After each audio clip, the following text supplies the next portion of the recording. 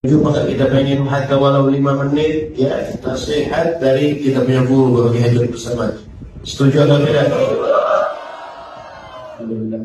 Wa ilaihi falyatafaddal mashkuran. Sallu ala Nabi Muhammad.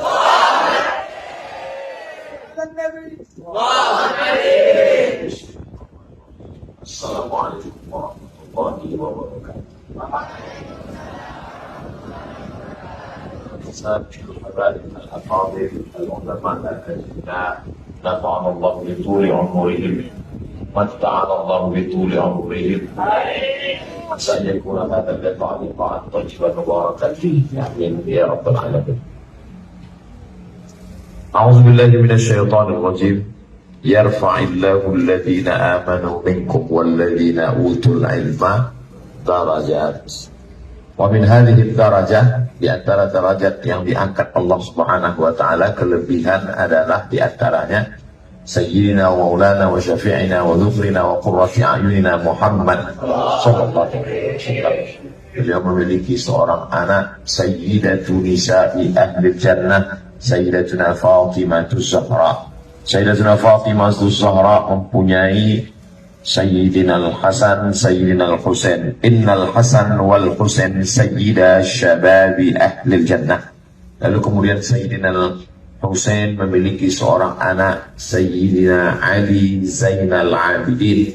Sayyidina Ali Zainal Abidin memiliki seorang punya anak bernama Sayyidina Muhammad Al-Baqir. Lalu kemudian mulai ke seorang anak, Sayyidina Ja'far Shadiq.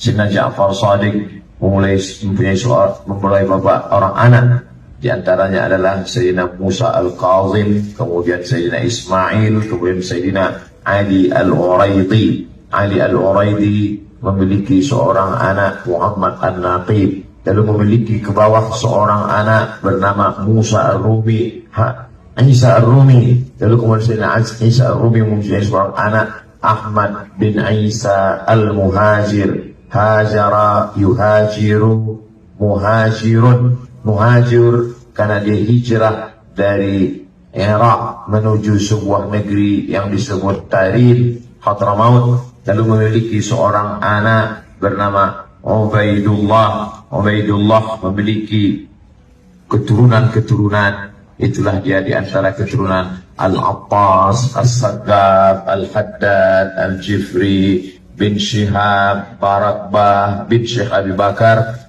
Sadatul Ba'alawi, Sadatul Alawiyin, nafa'an Allah bitul umurihim wa husni adabihim wa lutfihim insyaallah. Jadi keutamaan adik-adik sekalian belajar dengan para habaib adalah yang pertama,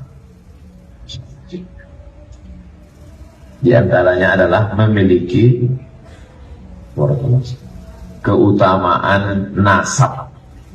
Kalau keutamaan ilmu bisa hilang, orang pikun ilmunya hilang. Tapi kalau keutamaan nasab, sampai hari kiamat, sampai ketemu Nabi Muhammad SAW di surga Jannatul Firdaus, tidak akan ketemu.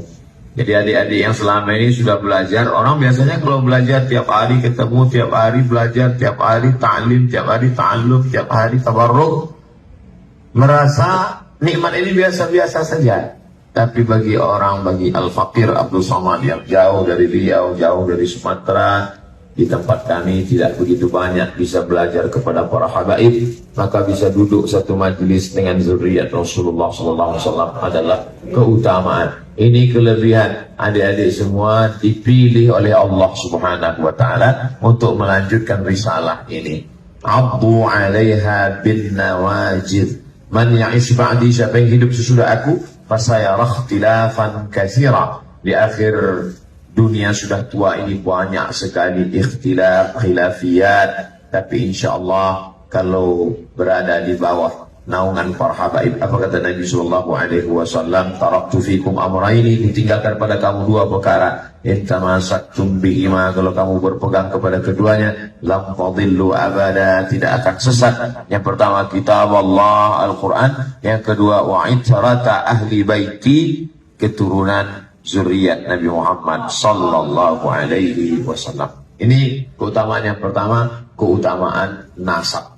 Yang kedua adalah keutamaan sanad.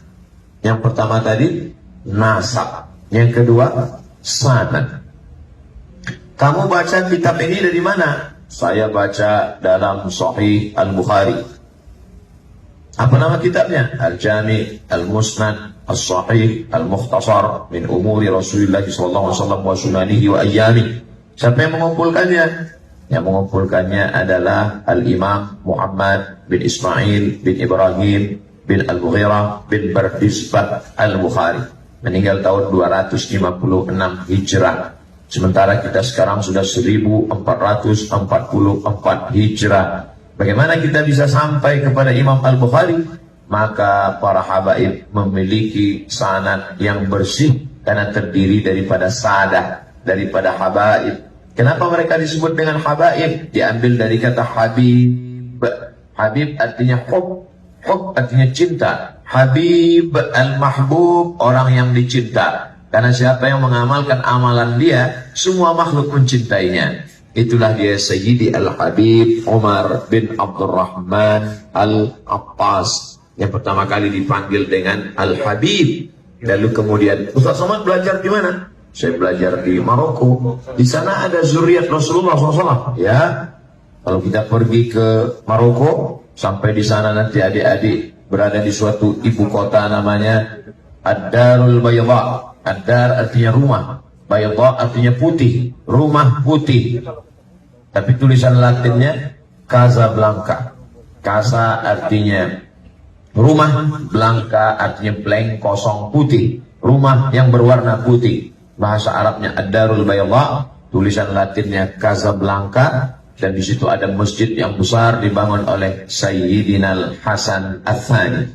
Dia anak dari Sayyidina Muhammad Al-Khamis. Muhammad Al-Khamis anak dari Sayyidina Hasan Al-Awwal.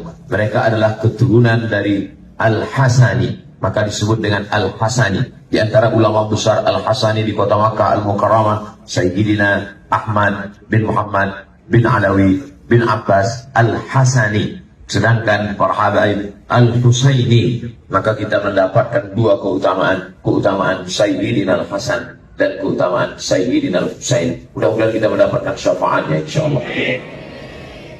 Jadi keutamaan nasabnya dapat, keutamaan sanad ilmunya dapat. Al-isnad minad din. Sanad ini bagian dari agama. Fanzuru amman ta'khudhu dinakum. Perhatikan kamu mengambil sanad keilmuan kamu dari mana. Apa kata Sayyidina Abdullah bin Mubarak? Laulal sanad, laulas sanad, kalaulah bukan karena sanad, laqala man syaa ma syaa. Maka orang akan berkata sesuai kemaunya, kehendaknya saja. Kita belajar ilmu ini dari mana? Dari para guru-guru kita sampai kepada Imam Al-Bukhari. Imam Al-Bukhari mengambil ilmu ini dari siapa? Dari gurunya namanya Abdullah bin Maslamah. Abdullah bin Maslamah dapat dari siapa? Dari Imam Malik bin Anas. Imam Malik bin Anas dari siapa? Dari gurunya namanya Abu Zinad. Abu Zinad dari siapa? Dari Al-A'raj. Al-A'raj dari siapa? Dari Abu Hurairah. Abu Hurairah dari siapa? Dari Sayyidina Maulana Muhammad SAW.